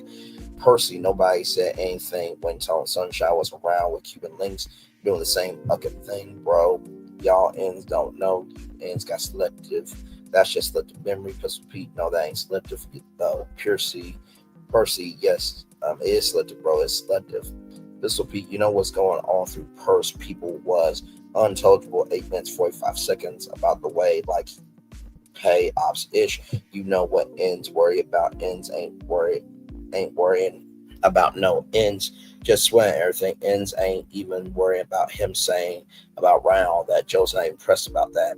Percy, when did he say that? That was his new Pistol Pete. He had told the dog, yes, bro, I'm going to tell you the truth, bro. Percy, oh no. I know when they spoke about 6 months ago, 7 longer than. I know that they spoke last year sometime. Him and Joe was on the phone, and Joe told, because I was listening to a conversation with Joe, said something that he was going to talk about pay ops and all that. But I know that's Pistol Pete, that's it. Personally, he ain't saying nothing on the internet right now about that. Pistol Pete, no, he didn't, but this is the reason why. But this is the reason that Dern is going crazy because of that. Not because it was the writing ish and all that. He don't care because that's not easy to prove. All right, but he's not doing that, though. I don't think that's what he's going to do. But I know Ends is fake, trying to get points with Joe. Trying to be like, yo, I'm going to get him, and nobody's going to touch TA, bro. Pistol Pete, let me tell you something. If I build an end, the end act up. I feel like the end inaudible 9 minutes, 59 seconds. I feel like he's never gotten robbed because he was doing great, more than he was doing before when I met him. When he was in the hood doing ish, a bum, I took him off that ish, put him around Joe. He came, he decided he wanted to be a hype man. He decided he wanted to be a rapper no more. He wanted to be a hype man. I told him, well, stay from your artist. Chill, stay from with the artist. Don't go into the hype man ish. Got cut with the whole hype ish. Want to be on the road. He upped the life and ish like that. He said, fuck all that ish. I'll do this. I was like, okay, then that's what he wanted to do. You know what I'm saying? It was something he decided he wanted to do. I never told TA, never told that end to go and become fucking Joe's hype man. I told him, don't do that, man. Just stay firm. Keep it the way it is. Joe's going to make you his artist. That's it. You're going to come out with music. But all that hype, man, all that, he was like, no, I won't go on the road. And that's what he did. I couldn't hold his hand. I was like, yes, right then. On top of that, I'd never seen a dog come out for all the inaudible 10 minutes and 57 seconds. All the money, he got all the bread. He had back off the plane fresh out of the joy with stupid bread. Yo, yes, I got to pay this. I just got a baby. It's always something new and unintelligible. 11 minutes and 7 seconds. Percy, no, I understand because that's how it was for him. He always had an excuse. He always had something to do with crosstalk. You're right, crosstalk. Pistol Pete, yes, he's always stupid. I'm legit. I'm like Cologne. Not Cologne, child. 11 minutes, 18 seconds. Percy, let me ask you this, though, Pete. Why are you talking about, yo, he never gave me no charge or nothing? You ain't seen or spoke to this end for years. Pistol Pete, I spoke to him about it. I talked to him. He knows. I'm just telling you, I'm vibing with you that I never bothered him. Never gave a fuck about that ish because I want him to be okay. You know what I'm saying? It's just like if I bring an N around, and it's just like when you bring somebody around the Afia, he goes back and it was on your ish. You bust open till you get cut. It's just like you being down for gain and the end you aren't. Percy, no, I understand that. I understand, Pistol Pete. Hope you don't have to break that down on you, but you never. 1153, unintelligible person. No, I understand that. Of course, my thing to use, he is violating, bro. Can't do that, bro. Percy, what did he say to violate? He's just saying what? Pistol Pete, just going on the internet, doing that, bro. Just going on the internet, violating, doing that. Child, this conversation here. Jesus Christ. Then, bro, you gotta get pounded out too. Then that's it. You gotta get pounded out too. Now you're joking, bro. From Pistol Pete. No, I'm not joking. I'm dead ass. If Joe would have felt like because he went on air and said, "Yo, I need money for music," I wrote. Then you gotta get pounded out. He never wrote no music. He's lying. Person you on the internet, Pistol Pete, he's lying. How do you know, Pete? How do you know, Pistol Pete? Come on, because I know, bro.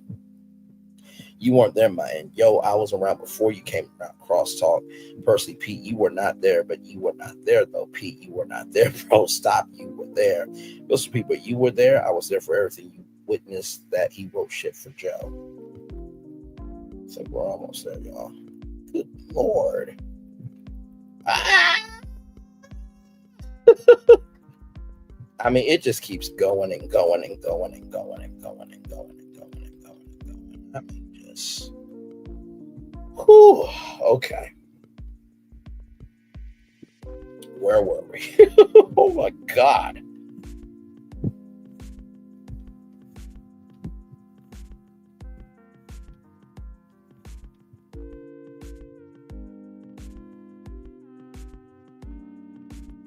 $12.46 Percy. What I'm saying to you is that I'm not going to get into all of that. I'm telling you, I was there for everything. I was there for everything. You were there for a lot of things. I was there for all the same ends. You rich when all you ends were scared to go to Africa because everyone was scared. Everyone was scared of fucking 1309. I didn't go. You talking about me, crosstalk, bro. I'm talking about everybody. Percy, Pistol Pete. I'm the only end down all that. I was the only end that Tony Yayo was getting out to this day. Man, Tony Yayo, a fed. I don't know what he's talking about. Pistol Pete, yes, because it was real. I did chase some things down. It was me by myself. I ain't seen nobody else. I don't know. My Lord. So basically what this call is saying, right? And I mean, you see it goes on here. But basically it was saying that TA basically broke protocol, and there's an argument between Pistol Pete and Percy of what to do about TA, right? So it seems like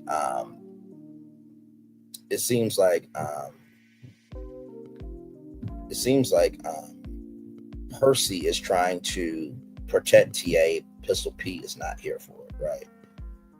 And the rich player comes in here. So, whew, my Lord. While actively campaigning for former Vice President Kamala Harris' presidential campaign, defendant made direct threats to plaintiff from his Instagram burner account, Big Eek. Fat Joe gets a powerful endorsement of Kamala Harris. My Latinos, where's the Ogolo? Where's your pride? So some references here, right here. I'm going to remember the way that, do you know I know you? You are crazy. It's up. I got you. I owe you in LOL. You think so? LOL. I'm not. Let's see. Connections to the White House. Okay, you so washed up bum. Are you crazy? So I'm guessing that the gray is Fat Joe, and then the purple is TA. I'm guessing. Defendant was not lying when he had connections at the White House, as evidenced by the one-on-one meeting he had then with President Kamala Harris. In addition to the one-on-one meeting with then Vice President Kamala Harris, defendant Monterey criminal justice panel with Vice President Kamala Harris even had the audacity to bring one of the henchmen and RICO Enterprise officers, Rich Player, to meet Vice President Kamala Harris. Upon information and belief, while defendant was in the middle of Monterey a criminal justice panel, he was actively using his RICO Enterprise to set up the order of plaintiff. Defendant Karenga also brags about his political connections to former presidents. Unbeknownst to President Clinton, he unintentionally accepted a pair of sneakers that donned the name of criminal RICO organization. Defendant Karenga political reach does not stop at the White House. In August of 2024, Defendant Karenga was presented a key to New York City by New York City Mayor Eric Adams. Plaintiff believes that Defendant Karenga's confidence in openly threatening him to put a hit out on him is due to his political protection. In the following Instagram message, defendant confirms his RICO Enterprise when he says, "Don't need to lift a finger. Biggest in the game. Everyone's willing to do it for me. Bring them out. Make it happen. Hurry up. I don't need to lift a finger. Biggest in the game. You're not stopping for nothing. Everyone's willing to do it for me." Plaintiff perceived the word "it" to mean that defendant's going to have him ill. In the following messages, defendant makes his intentions very clear. He intends to do bodily harm to plaintiff. 1, and you will get dragged. And 2, he's warned the plaintiff to watch his back. Everyone is outside as he's had ample opportunities to ill plaintiff or have the plaintiff ill, but be very careful what you live. For what with that ish, I've been weighing, I guarantee it won't be how you think it's going to go down. And please, I'll watch how many times you freeze, try to end, and you will get dragged. You know what's up. Never all truth. It's going to keep going and going and going, but be very careful what you live. I am you want to see. Should have, did right, homie. What you thought not scare you is don't you ever forget in your life. Person here, everyone's outside. Me too. Plaintiff perceived these messages to mean the defendant was going to have him ill or physically harm. Plaintiff better watch his back. And then right here, defendant took his threats a step further by making explicit threat to harm plaintiff's family, the majority of whom lives in the Bronx, New York. Yes, you love your family, right? You look sick, very sick, keep watching, but you feel that you're a part of it, good or bad, feel good part of it. You're not dying and you love your family, right? Plaintiff perceived this message to mean that the defendant was going to ill or physically harm plaintiff's family. In the following Instagram message, defendant brags about strong arm and YouTuber to remove a felon to release interviews of plaintiff, where plaintiff publicly explained harm to the defendant. Explain the harm defendant visited upon him. Sharice, no, I don't, but you do. You know what I got right. Big business is business. Biggest in the game. You're not ready. Look around. Any videos coming out that got real quiet. What happened? Biggest in the game. Plaintiff was informed that several YouTubers received direct threats from the defendant's burner accounts of the defendant's henchmen. In the following messages, defendant attempts to lure plaintiff into one of his RICO enterprises up NYC and further taunts plaintiff to lure plaintiff outside so he can get ill. Racism, don't worry, just know I will. You know the rest, everyone's broke. LOL. Okay, let's see. Come to up NYC. LOL. Okay, let's see. Y'all sending threads. Come see me if you that in. I dare you ends come outside. Plaintiff believes that defendant Karenga is attempting to lure him outside so that he can have plaintiff ill or physically injured. The plaintiff is convinced that the defendants are determined to ill him.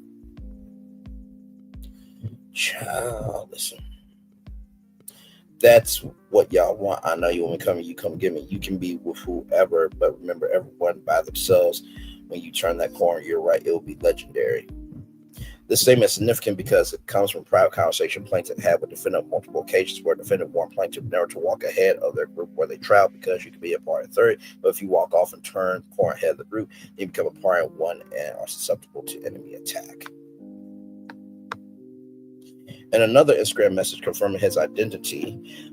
Defendant informs plaintiff that plaintiff wouldn't got anywhere if it wasn't for defendant me. You're terrible. You're ugly racist. Pick your man who you want. If I pick him, you wouldn't got anywhere if it wasn't me. If it wasn't for me, you wasn't even going to be out Cyprus. You would be couch surfing.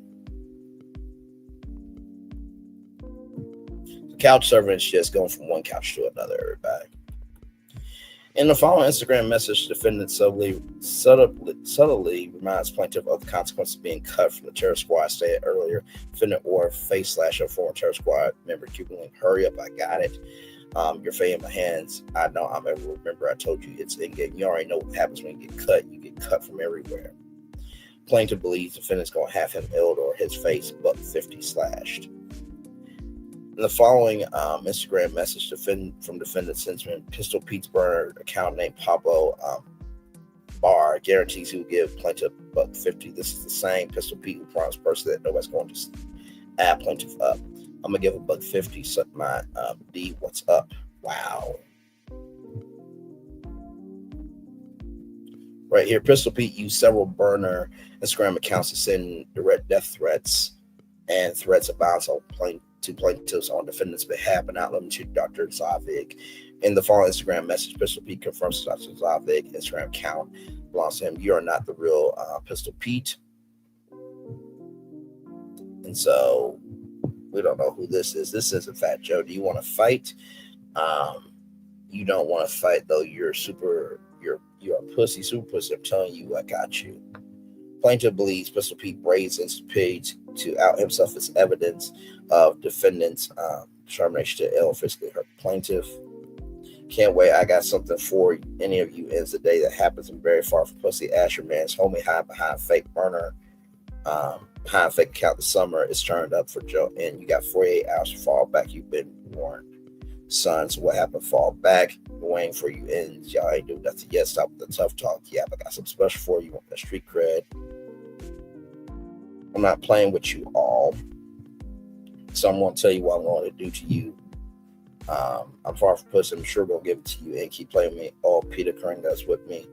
You could have Jesus with you and you food. We're going to eat whatever you say. You put that video up, I'll make you pay the worst way, pussy nigga. Child. You don't think you got made an example of? Yep, that's what I'm doing to you. Others will understand not to cross you, a big one. Plaintiff perceives this threat from defendant as a guarantee that he will either be ill or physically harmed, as defendant is left with no choice but to make an example out of him. Stabbing of a rival is referred to ketchup. Plaintiff confronted defendant Karinga about this incident by Instagram Messenger, and defendant Karinga via his second burner account warned plaintiff to step back or fall back. Warning on top of the other ones, what happened to Brenda, the blood drop, your baby mama, what happened, step back, fall back.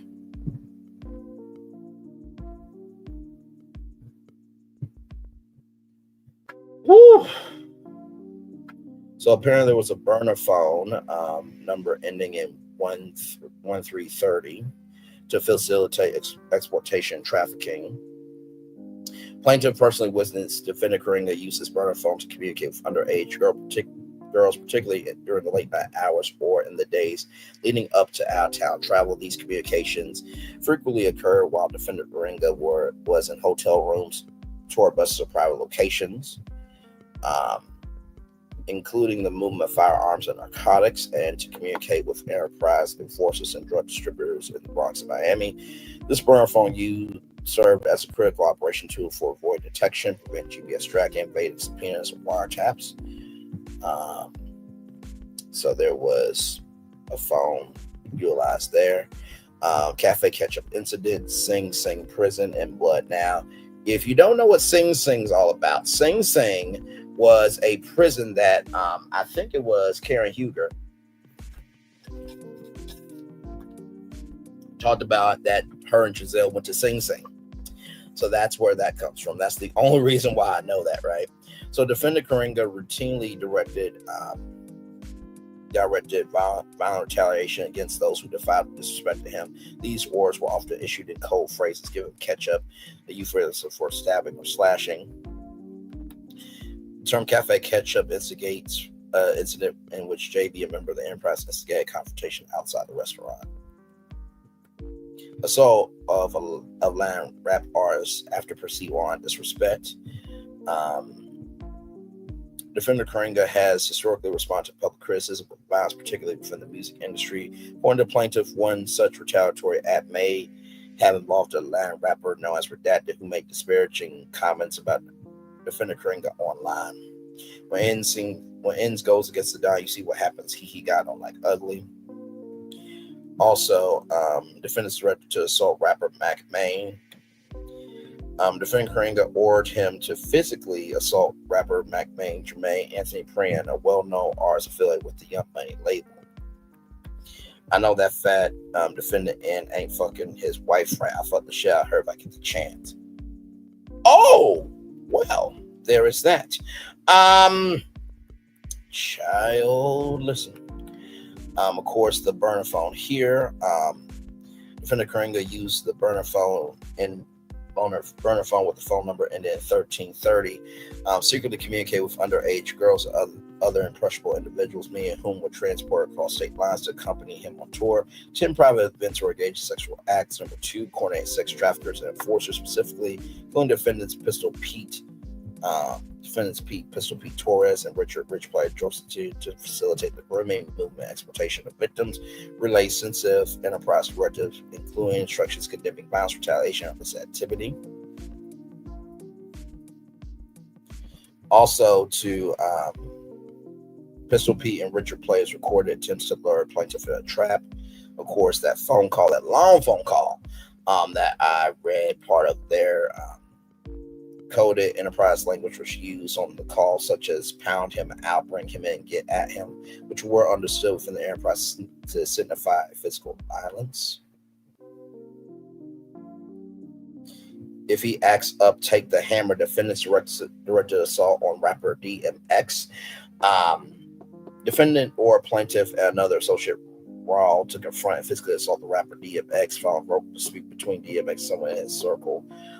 The phrase "take the hammer" was understood from the enterprise as authorization to use a firearm, not simply engage in verbal physical confrontation. That parent also includes an alleged murder for hire plot targeting Curtis Jackson, 50 Cent. Oh my Lord Jesus, not 50 Cent in this.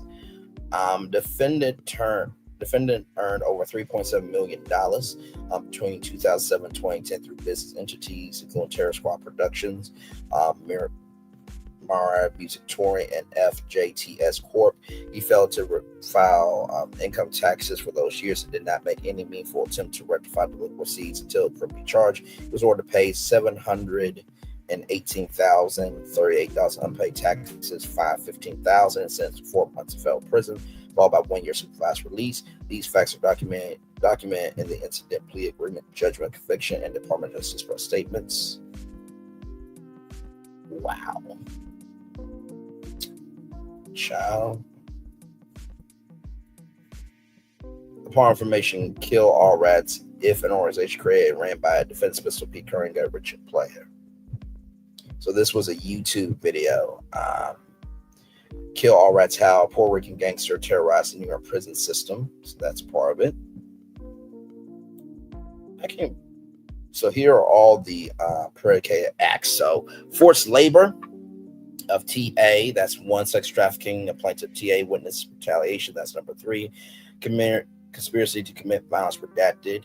Number 5, DMX directive, Latina Latin rapper stabbing, Ketchup Cafe, Ketchup incident, Mac May assault. Number 8, interstate sex traffic of minors. Number 9, commercial fraud up in Y, tax evasion, money laundering. Number 11, public use of ketchup code. 12, PPP loan fraud. 13, unauthorized legal practice. 14, structuring, laundering via shell codes. Wage. 15, wage traffic coercion, the assault of Dre Clappy. I'm still surprised that 50 Cent is a part of this, because I thought 50 Cent and Fat Joe were cool. I've never heard anything that they had a problem. Wow. Assault Dre Clappy, money laundering via up NYC, online threats, intimidation. 19, ghost contracts, royalty fraud. 20, forced exhibition, sexual degradation. 21, wire fraud, tax fraud, coercive, wage theft, statute violated. 22, 23, structuring, wire fraud, laundering of enterprise records through layered bank accounts. 23 and 24, pay fraud, tax, disqualification, coercive Financial structuring statutes violated.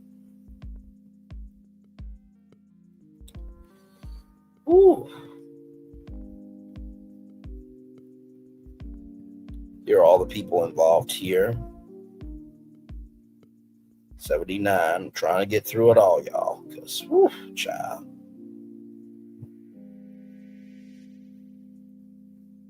Right here, patterns of violence. In Miami, defender Karinga ordered two teenage boys to assault a man who had inadvertently walked through a group affiliated with the enterprise. The man, armed in self-defense, faintly powed both teens. Their deaths were a foreseeable outcome of the defense course leadership style, which normalized confrontation and violence as acceptable forms of conflict resolution. Cafe Ketchup and Sing Sing events. The enterprise coined the phrase Cafe Ketchup to refer to a retaliatory stabbing that occurred after altercation involving Enterprise member JB. Another incident involved murder, for which, according to defendants' admissions, another individual is now serving a life sentence in Sing Sing Correctional Facility. A conviction defendant has openly mocked both, said they can never pin it on me. Recorded retaliation attempts against the plaintiff. Talked about that earlier. The burner phone.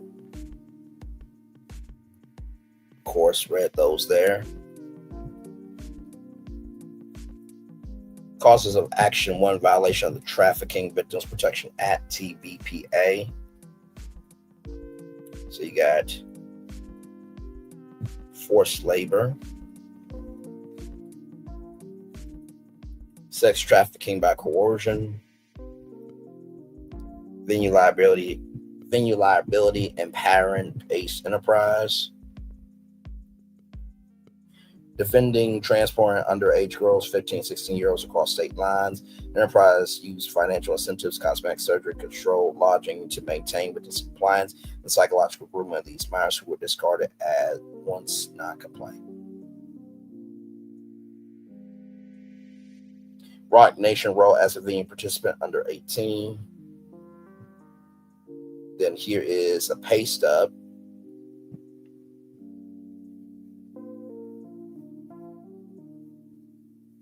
Over more than a decade, plaintiff witnessed defend, groom, isolate, sexually exploit minors, often under the pretense of mentorship, access, or career advancement in the music industry. These minors were transported across state and national borders by or at defendant's direction. Child, this is just... We're almost done, y'all. I'm going to try to read the Daily Boat of Air, then head on out of here. See all that there. And by the way, this lawsuit is in the description box below, okay? Because, child, this is, of course, quantum merit.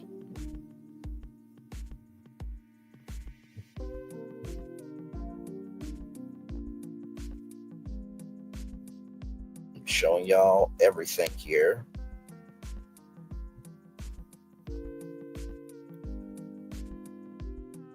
Much as I can. And then here is the map of everybody. Ooh. This is just crazy. I mean, good damn.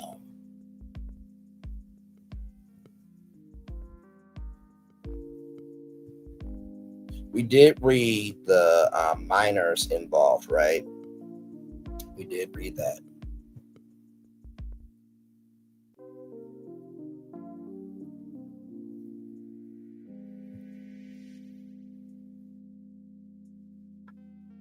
I mean, these are a lot of accusations for sure.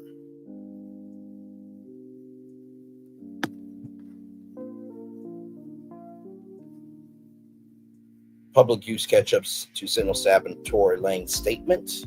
Tory Lanez is a part of this, apparently. Share companies. I didn't see 50 Cent in this, or maybe I already passed it. All right, here. The plot involved tracking 50 Cent's movements via his performance schedule and attempting to ambush him at multiple public venues. Despite the failure to carry out this deletion, defendant statements confirmed his role as an intellectual author, financier of an murder conspiracy designed to eliminate a perceived rival and solidify defendant's dominance within the entertainment industry and criminal enterprise.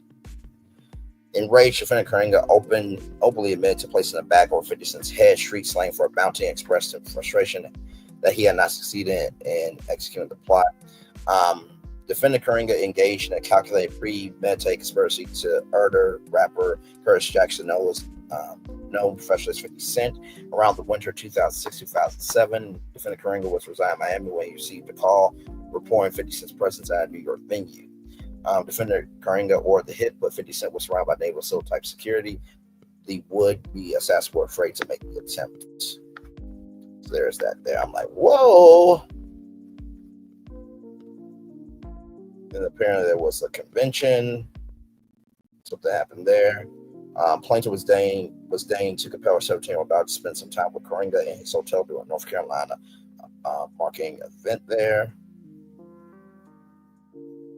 On one such occasion, defendant Karenga forced plaintiff to solicit a female attendee on the yacht. Time plaintiff was talking to one of Jennifer Lopez dancers on the yacht. Defendant Karenga forced plaintiff to abandon his conversation, solicit a female attendee. Child.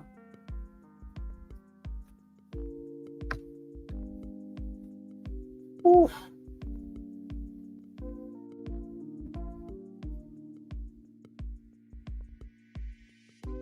I'm just showing you the rest of the pages here, y'all.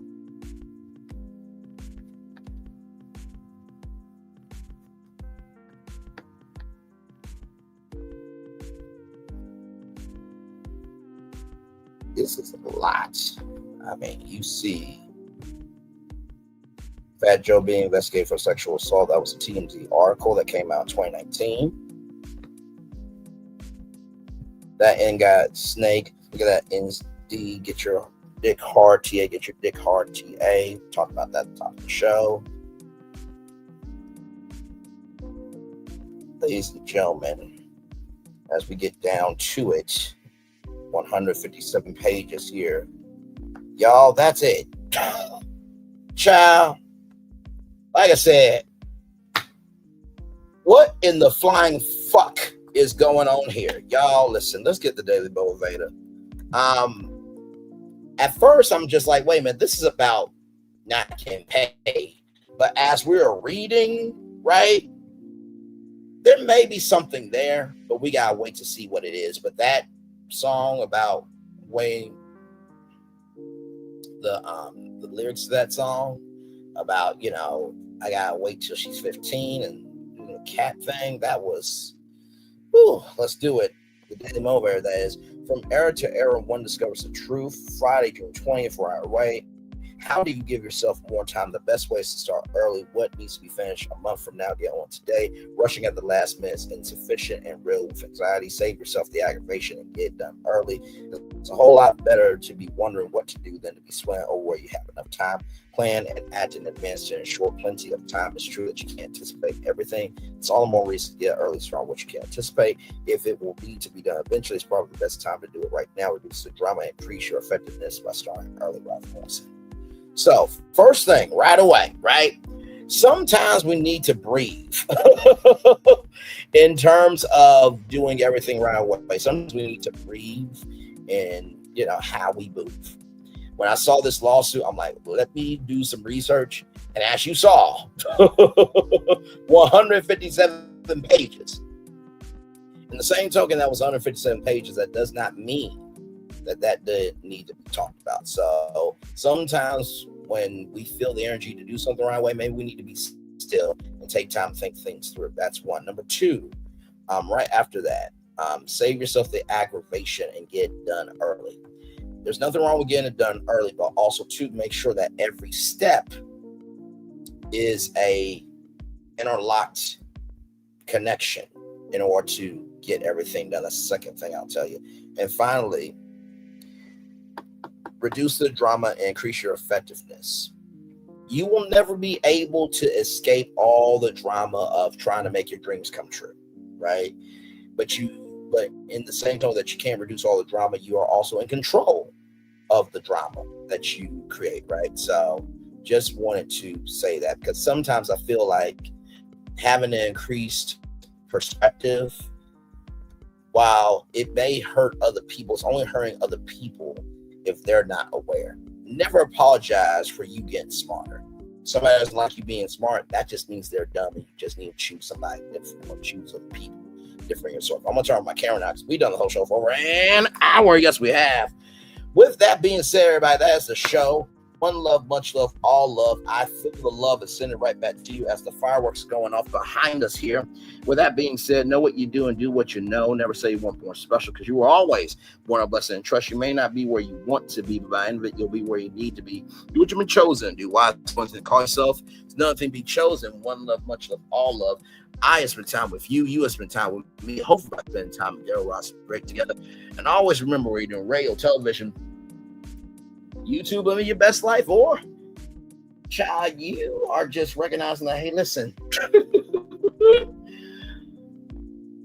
whatever we thought we knew about the world, it has been shit for a long time. Make sure the replay is not just for if you watch it, not just for listen to it, but for you want to experience it again. I love you, I value, I embrace you all. Always remember, receive love, you gotta give it, or receive love, you gotta give it, or receive love, you gotta give it. Whatever obstacles you have overcome, where successes you have achieved upon this particular day, I'm extremely proud of you, but no one else is proud of you. Be proud of your damn self, y'all. And finally, y'all, for the love of God, can we please be better than this right here? Now, she was only 16. I had to nurture that, give her some growth. I waited until I touched that cat. She told me she was going to have to do some work if she going to get ahead.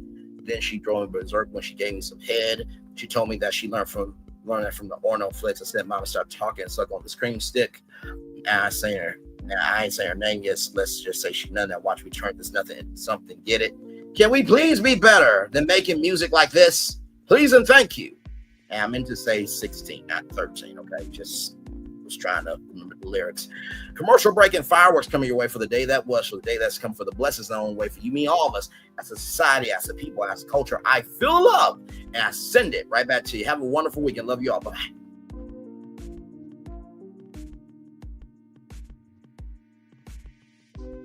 I thought I should tell you, they've been talking about you. Yeah, they've been talking about you. They've been talking about the fact that they've done everything they could to stop you and everything they could to block you, but you still win.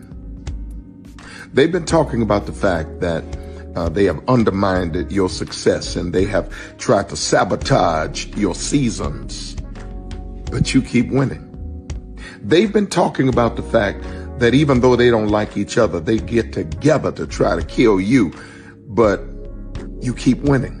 They've been talking about the fact that you were voted least likely to succeed, but like cream, you keep rising to the top. They've been talking about how they tried to burn your world down, but like the phoenix, you rose from the ashes. They've been talking about you. And you know what they say? Oh, she's just lucky. He's just lucky. But no, you ain't lucky. You're anointed. You got something on you. You got favor on you. You got power on you. You were born to win.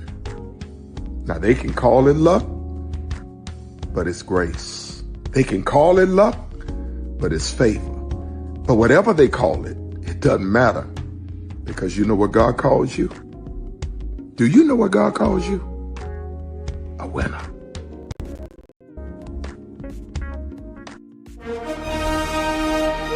Prepare for a journey beyond imagination, beyond belief, beyond anything you've experienced before. Universal Epic Universe, a new theme park where you'll step through extraordinary portals to 5 immersive worlds. Prepare for a cosmic voyage of discovery, an isle of fire-breathing excitement, a shadowy world of monsters and mystery, new wonders in the wizarding world, and a new way to play. Plus the splendor of a magnificent resort hotel overlooking the park. It's all new excitement at Universal Orlando Resort. A week's worth of vacation thrills with 4 amazing theme parks, a variety of spectacular themed hotels, and incredible dining and entertainment. It's all at Universal Orlando Resort, where you'll find new adventures every day. Explore the astonishing worlds of Universal Epic Universe at Universal Orlando Resort.